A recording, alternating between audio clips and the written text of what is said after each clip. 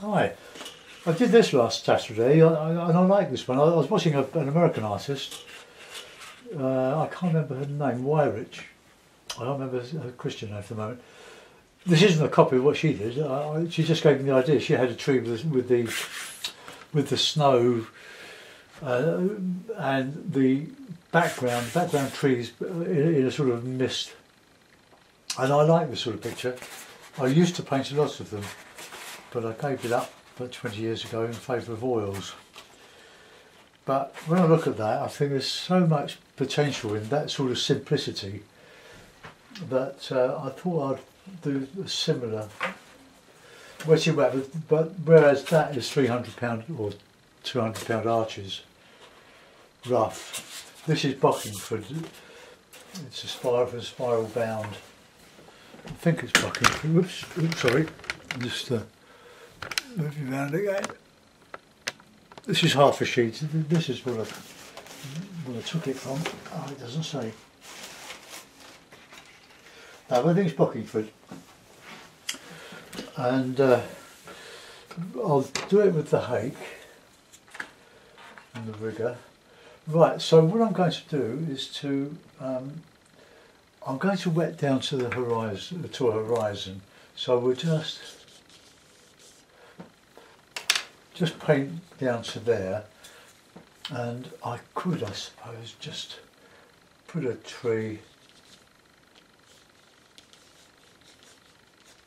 and paint around the tree.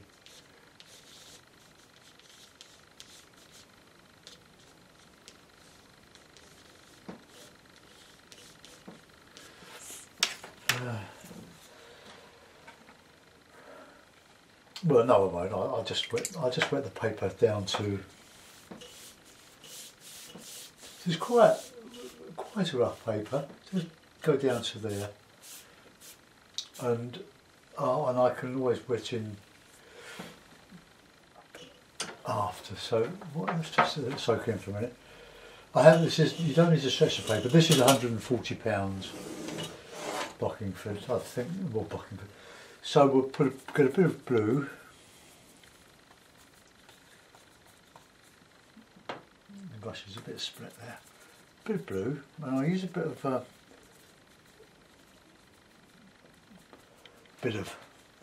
hookers.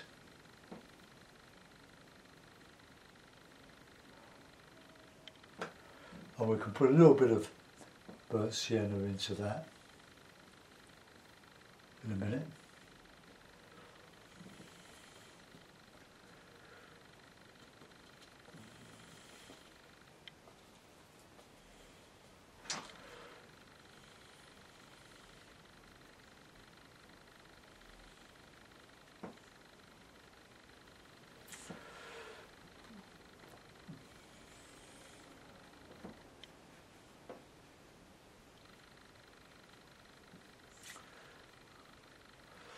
Just add all that. I'm painting a bit around the tree, or the tree.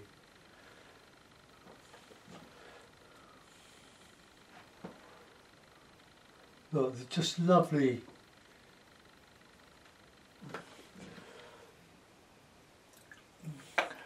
I probably should have done a sky overlay, shouldn't I?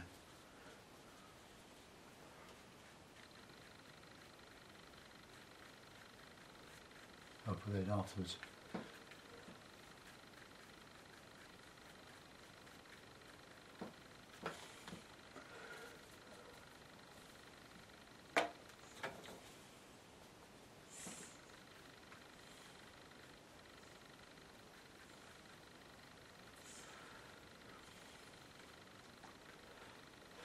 Okay, well that'll do. Let's just take off the excess. I will put in some nice ready sienna in there. Let that merge. So it's a little bit dry.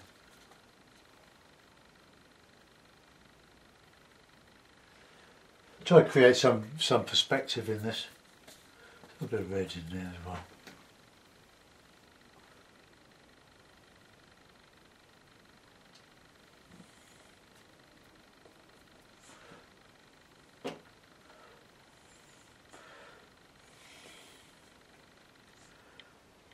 Get some darker stuff in there.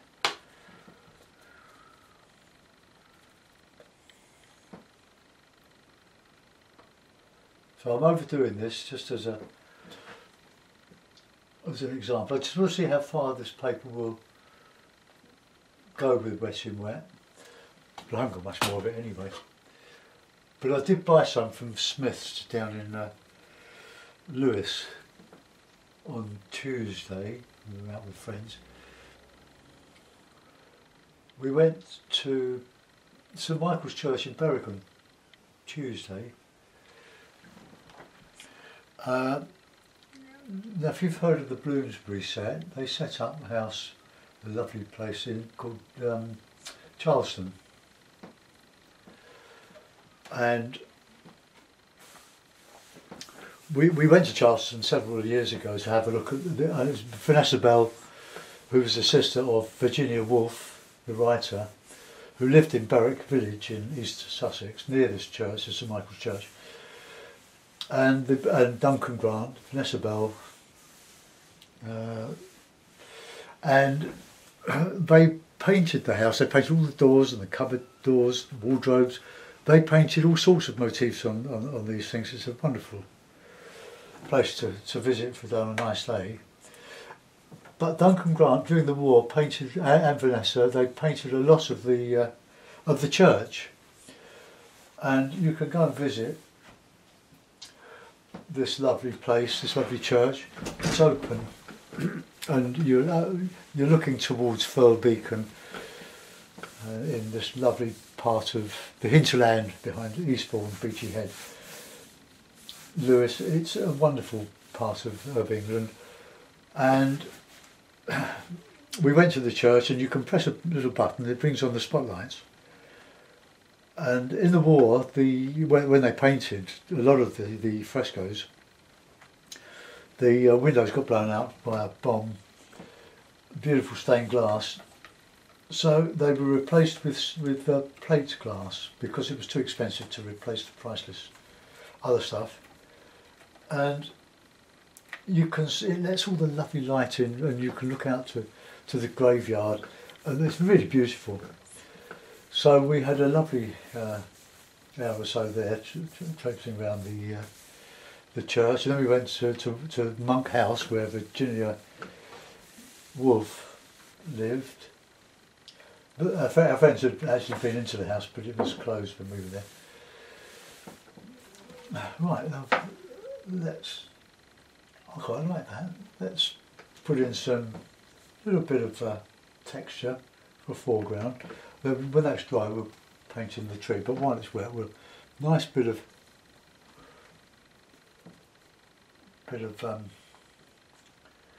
warm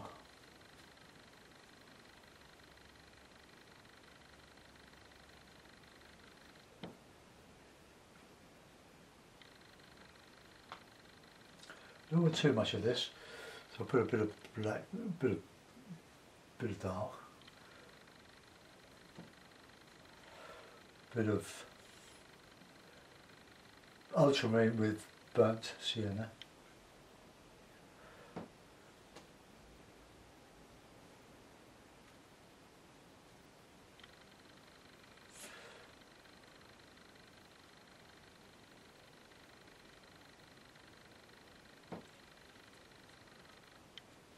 I'll put some shadow in this, just this sort of a path here with some grass just sticking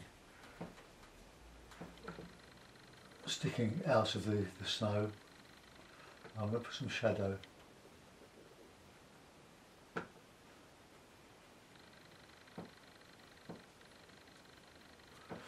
Right, that's all I'm going to do. I'm going to put some shadow in the snow there, but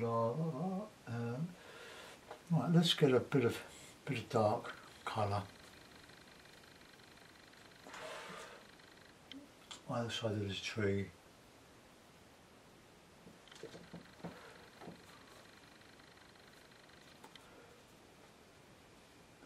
So this is the beauty of the hake. Look at all the different textures. As it dries,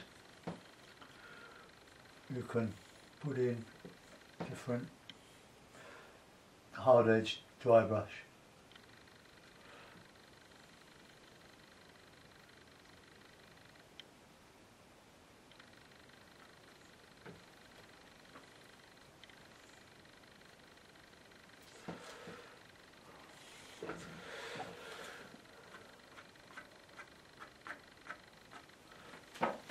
Don't know if that's going to work really.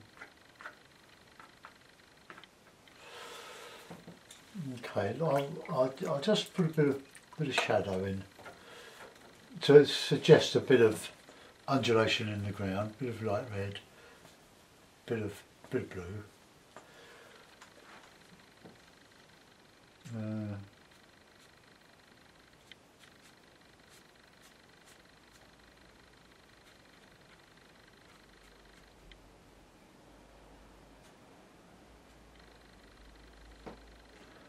I'll put in the, if I remember, I'll put in the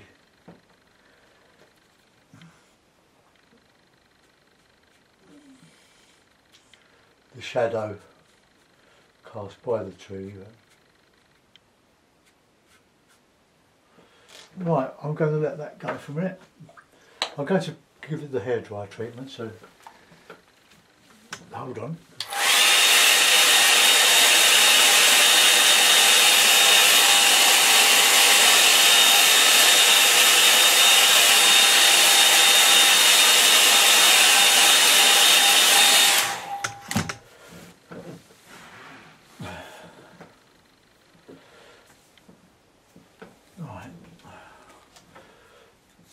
Put a little bit of calligraphy.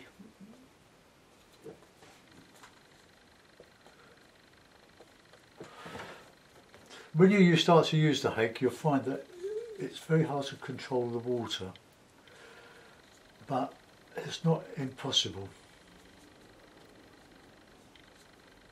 So just a little bit of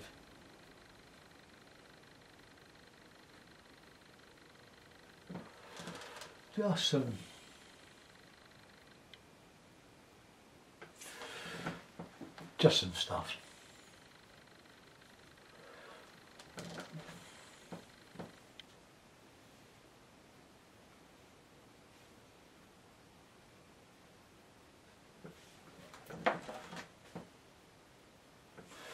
Okay, right, hake back in the tree. So we'll put in some light grey.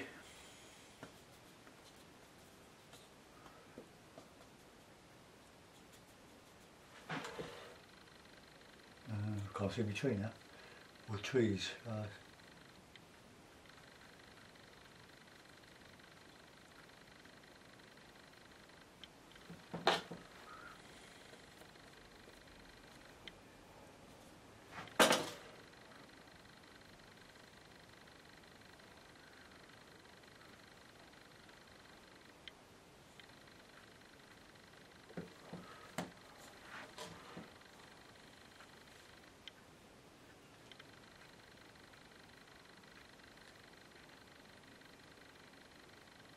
Oh, just touching you. I'll put some ivy on this in a minute.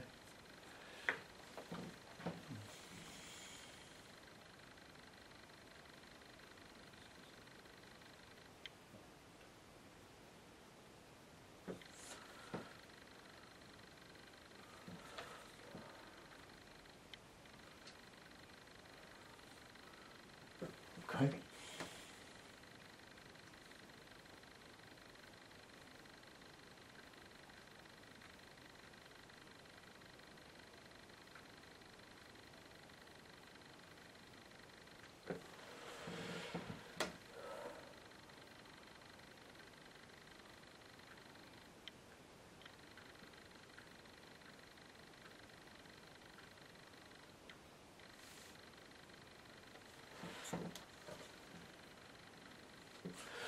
Right, let's put another little one over here.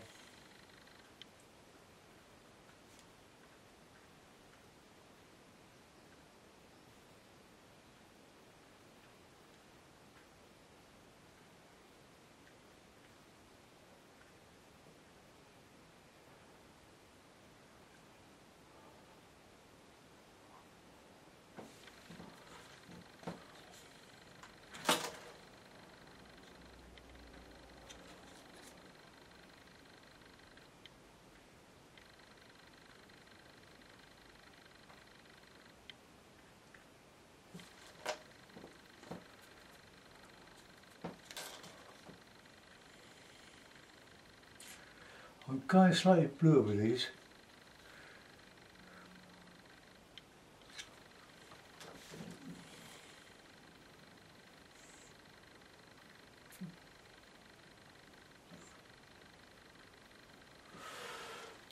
Okay. I'm going to dry that. I'm going to use a sponge on that. Right, take your headphones off. Here we go.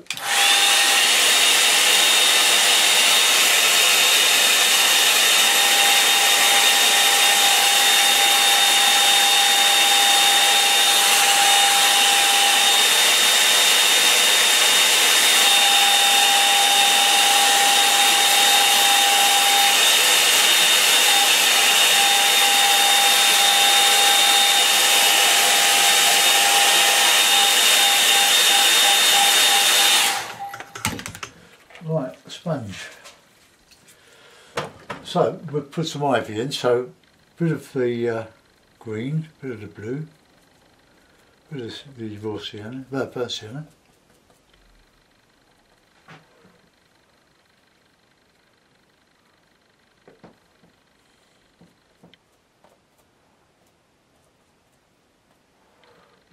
So you notice no Payne's grey on this.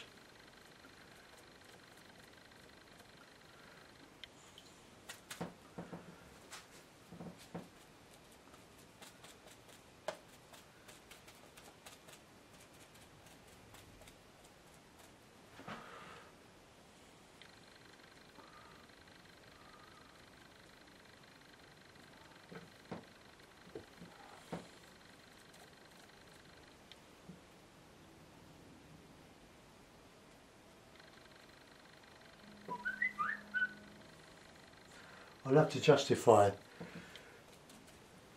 some of this by putting a few twigs in. Right, there was some sienna, burnt sienna that is.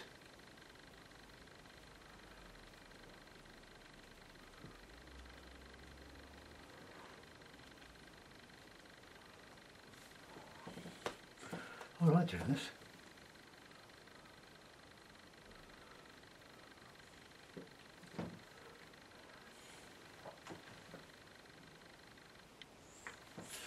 Right, now some darker.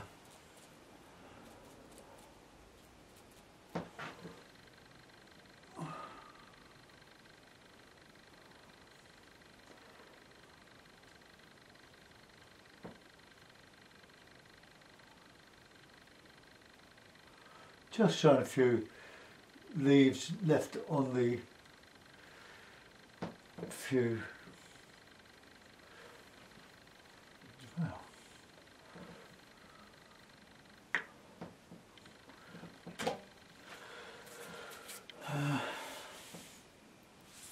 Well, I don't know, I quite like that.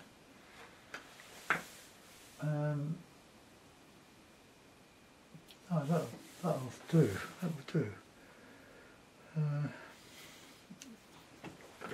Could put some ivy on this one, but I want a bit darker than I got there. That Hooker's green is really coming into its own.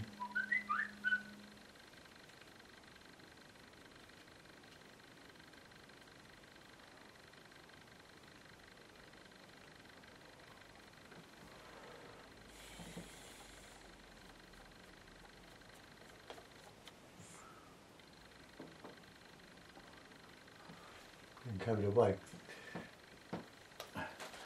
Right, okay. I think just a little bit of vigour work down here. That's kind of a bit green.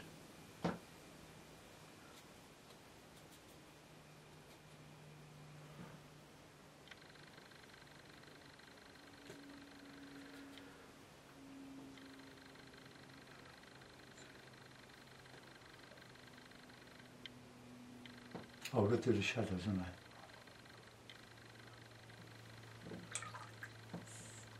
Right, okay.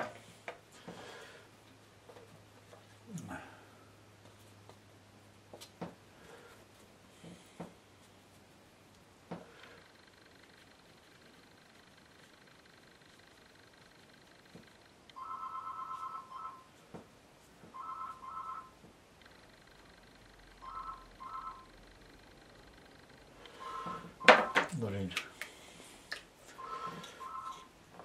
Right, I'll dry that.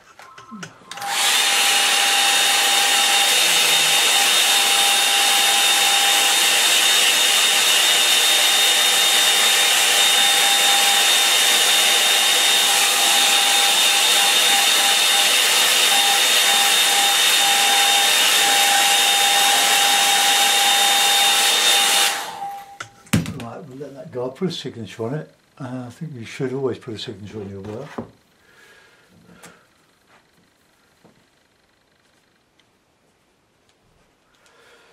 And I will take it off, take the masking tape off,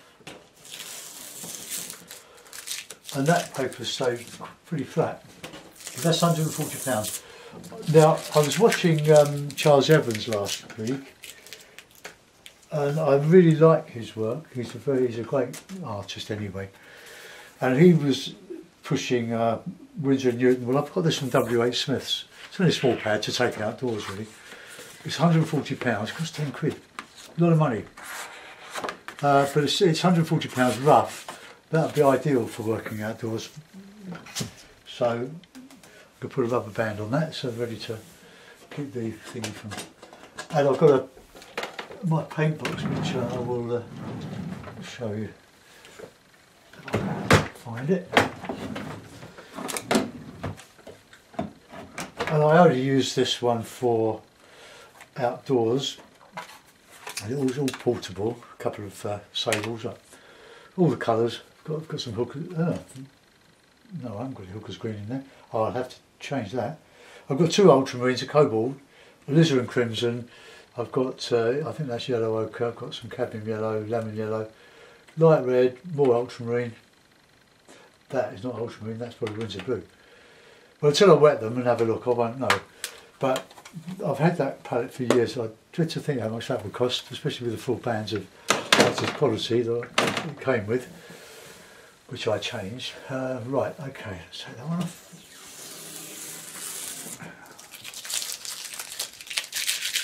And I'll take. Oh no, I'll leave that top one on. Let's angle that down. So there we are. So another little snow scene. Yeah, I don't think it's as good as that one. But anyway, they're both different. I